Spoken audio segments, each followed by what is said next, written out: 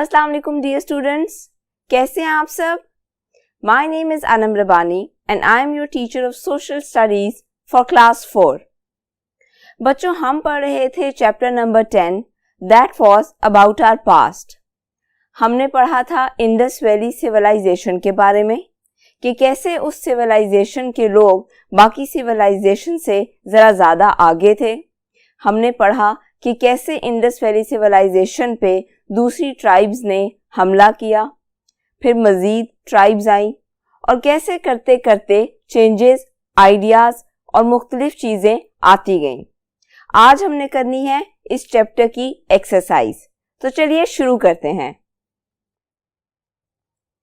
बच्चों, हमारे पास question number 1 है, in what ways have we learned about the early civilisations in the subcontinent. वो हमसे पूछ रहा है कि जो भी अर्ली सिविलाइजेशंस थी हमें उनके बारे में कैसे पता लगता है, हमें कैसे पता लगता है कि हमसे आने वाले पहले लोग किस तरह रहते थे, किस तरह के दिखते थे, उनका रहन सहन कैसा था। We have learned about the early civilizations from the excavations done by the archaeologists to find out about ancient people. बच्चों, हमें ये सब बातें इस तरह पता लगी कि जो आर्कियोलॉजिस्ट होते हैं, अब आर्कियोलॉजिस्ट कौन होते हैं? वो लोग जो इन एंशियंट साइट्स पर जाकर पुरानी चीज़ों की खुदाई करते हैं, उन्हें निकालते हैं, उन पर गौर करते हैं। देखा जाता है कि ये जो चीज़ हमने या जो भी पीस हमने निकाला है ये कितना पुराना है। अगर उस पर कोई चीज़ लिखी हो तो उस हैंड राइटिंग को समझने की कोशिश की जाती है। बहुत सी चीज़ें म्यूजियम्स में रखी जाती हैं। तो जो एक्सकवेशंस आर्कियोलॉजिस्ट निकालते हैं, एक्सकवेशंस का क्या मतलब है? एक्सकवेशंस का मतलब है कि जो भी चीज़ ज़मीन से एक्सट्रैक्ट की जाती है, मतलब जब वो एंशिएंट साइट्स पर जाते हैं तो ऑब्वियसली खुदाई की जाती है। तो खुदाई करके जो चीज़ें निकाली जाती हैं उन्हें हम कहते हैं एक्सकवेशंस। तो आर्कियोलॉजिस्ट जो एक्सकवेशंस निकालते हैं, हमें उनसे पता लगता है कि हमारे से आने वाले पहले लोग किस तरह से रहते थे। They found pottery, ornaments, jewelry, seals, buildings, etc. telling about ancient civilizations. अब आर्कियोलॉजिस्ट को क्या मिला? उन्हें मिला पॉटरी यानी कि बर्तन, इसके अलावा ऑर्नामेंट्स आपको पता है, they are stylish things, jewellery as you all know, seals हम कहते हैं मोहर को। हर मोहर पे कुछ ना कुछ बना हुआ होता है, कोई साइन बना हुआ होता है या फिर कुछ ना कुछ थोड़ा बहुत लिखा हुआ होता है। तो आर्कियोलॉजिस्ट को बहुत सी सील्स भी मिली और वो आज तक ये कोशिश कर रहे हैं कि वो ये समझें कि उन सील्स पर जो साइंस बने हैं उनका क्या मतलब है, या अगर उन सील्स पर कोई बात लिखी है तो उसका क्या मतलब है। बिल्डिंग्स, उन्हें बहुत सी बिल्डिंग्स भी मिली, बने बनाए घर जो थे, उन घरों में उन्होंने देखा कि किस तरह का स्ट्रक्चर था, घर छोटे थे या बड़े थे, कितने कमरे होते थे, किस तरह के कमरे होते थे। मैंने आपको बताया था दे ऑल्सो फाउंड ग्रेनरीज क्या होती हैं? राइट, जिसमें हम गंदम के दाने स्टोर करते हैं। गंदम के अलावा और भी फसलें जैसे कि चावल हो गए, वो भी स्टोर किए जाते थे। लेकिन देखने की बात यह है कि इतने पुराने ज़माने के लोग भी ये अच्छी तरह जानते थे कि अगर हमने गंदम या कोई फसल स्टोर करनी है तो हमें उसके लिए एक अलग बिल्डिंग चाहिए। टेलिंग अबाउट एंशिएंट सिविलाइजेशंस, तो इन सब चीज़ों से हमें एंशिएंट सिविलाइजेशंस के बारे में पता लगता है। बच्चों, अब पढ़ते हैं question number 2। What does Mohenjodaro mean? Where is it located? यानी कि मोहनजोदाड़ो का मतलब क्या है और ये किस जगह पर है।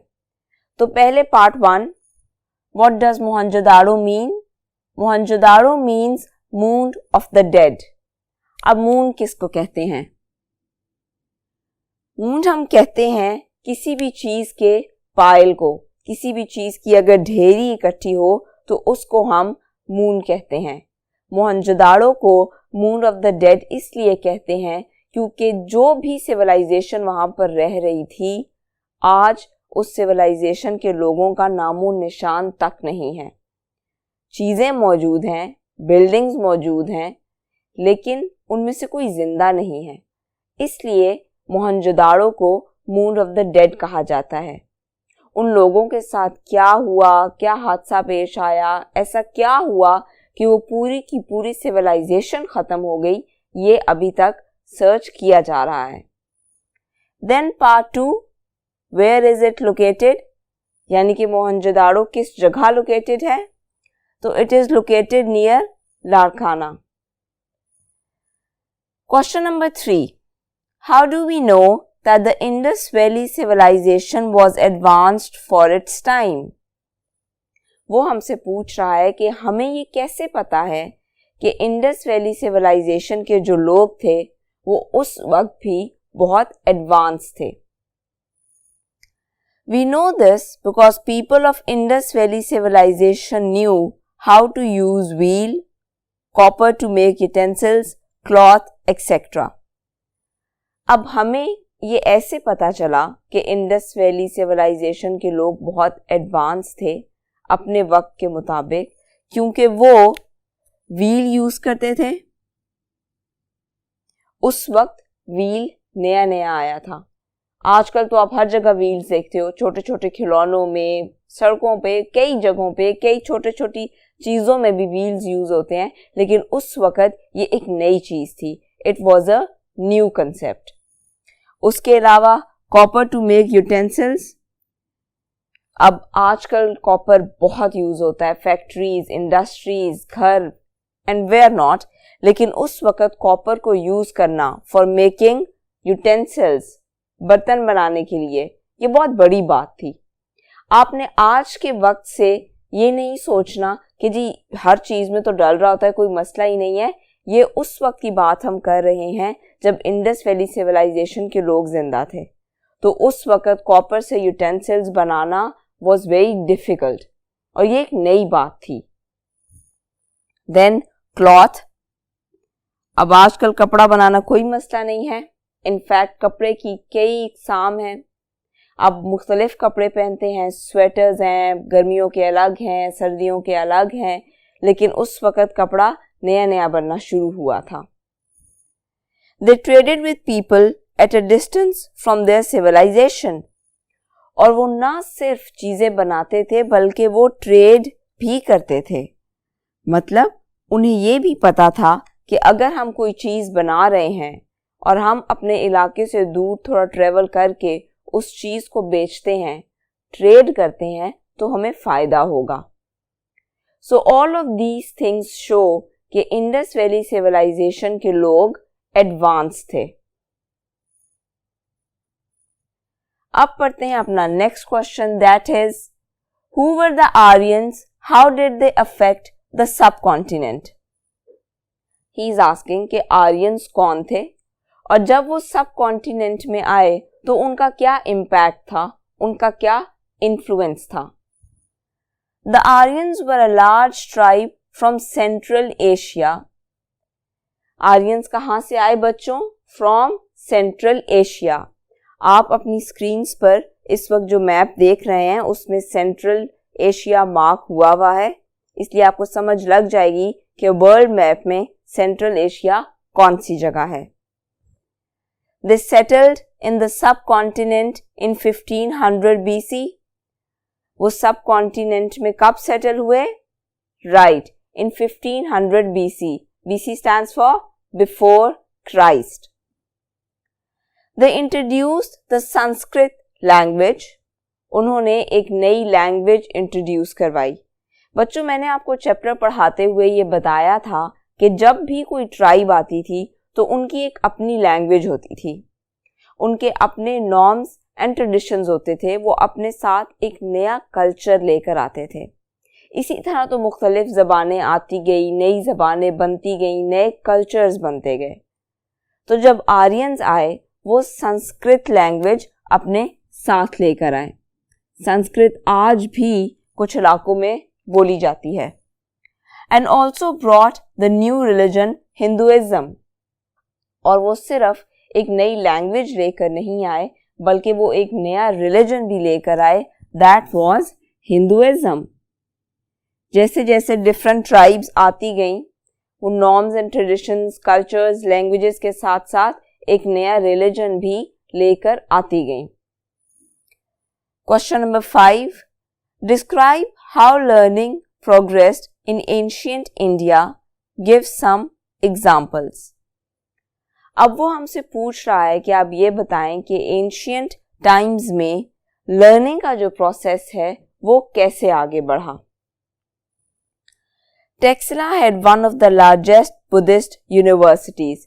बच्चों, अब उस वक्त टेक्सला में एक बहुत बड़ी यूनिवर्सिटी बनाई गई जिसको जो टेक्सला यूनिवर्सिटी के नाम से मशहूर हुई, और वो उस वक्त की शायद वाहिद यूनिवर्सिटी होगी क्योंकि उस वक्त स्कूल्स, कॉलेजेस और यूनिवर्सिटीज उस तरह नहीं बने हुए थे जिस तरह के आज। उस वक्त कोई अलग से स्कूल बनना, कोई अच्छी यूनिवर्सिटी बनना, ये बहुत अलग बात थी, एक अनोखी बात थी उस वक्त के लोगों के लिए। टेक्सला यूनिवर्सिटी में ज़्यादातर लोग बुद्धिस्ट थे। वहाँ पे बहुत से बुद्धिस्ट स्कॉलर्स भी इल्म के लिए आते थे। बट अगेन चिल्ड्रन, आपने ये याद रखना है कि उस वक्त यूनिवर्सिटी होना ही बहुत बड़ी बात थी। So Taxila university was very very famous. पूरी दुनिया से इसमें लोग पढ़ने आते थे। The Mauryans and the Guptas also encouraged learning. अब मौर्यंस एंड गुप्तास कौन थे? मैंने आपको लेक्चर के दौरान ये बताया था कि मौर्यंस और गुप्तास भी दो ट्राइब्स थी जो यके बाद दीगरे आती गईं एंड दे इन्वेडेड। उनकी अपने नॉर्म्स एंड ट्रेडिशंस थे। Harsha, a ruler of the Nanda dynasty, set up Nalanda university. बच्चों, अब जब हम चैप्टर पढ़ रहे थे तो हमने डिफरेंट ट्राइब्स के डिफरेंट रूलर्स के नाम देखे थे, और मैंने आपको ये भी कहा था कि आप लोगों ने ये नाम याद रखने हैं because it is important from the point of MCQs and fill in the blanks. तो हर्षा जो कि नंदा डायनेस्टी से बिलोंग करता था, डायनेस्टी का मतलब होगा सल्तनत, तो नंदा डायनेस्टी के लोगों ने सेटअप की Nalanda university. It was also a very famous university, और उस यूनिवर्सिटी का एक फेमस मैथमेटिशियन था आर्यभट्टा। अब वैसे तो वहां बहुत से लोग पढ़ते थे, लेकिन सिर्फ इसी मैथमेटिशियन का जिक्र क्यों किया गया? इसलिए because he gave the concept of zero. बच्चों, अब अगर आप जीरो को अलग से लिख दो तो फिर तो जीरो की कोई वैल्यू नहीं है, लेकिन अगर जीरो किसी चीज, किसी नंबर के साथ लगा दिया जाए तो फिर वैल्यू बहुत बन जाती है। Let me explain. For an example, ये 1 है। अगर आप 1 के लेफ्ट साइड पे जीरो लगाते हो तो बात चेंज नहीं होती, 1 विल रिमेन 1। लेकिन अगर आप 1 के राइट साइड पे जीरो लगा देते हो तो 1 बन जाता है 10। अगर आप एक और जीरो लगा दो तो 10 बन जाता है 100 and the game goes on. इसीलिए concept of zero was extremely important. बहुत मशहूर हुआ, आज तक चल रहा है। इसी बात से आप अंदाजा लगा सकते हैं कि जीरो का कंसेप्ट कितना इंपॉर्टेंट था। तो बच्चों, यहाँ पर हमारे क्वेश्चंस एंड एक्टिविटीज खत्म होते हैं। आपने ये सब कुछ अच्छे से प्रिपेयर करना है, और क्वेश्चंस एंड एक्टिविटीज करने से पहले आपने चैप्टर को रिवाइज करना है। अपना बहुत सा ख्याल रखिएगा। अल्लाह हाफिज।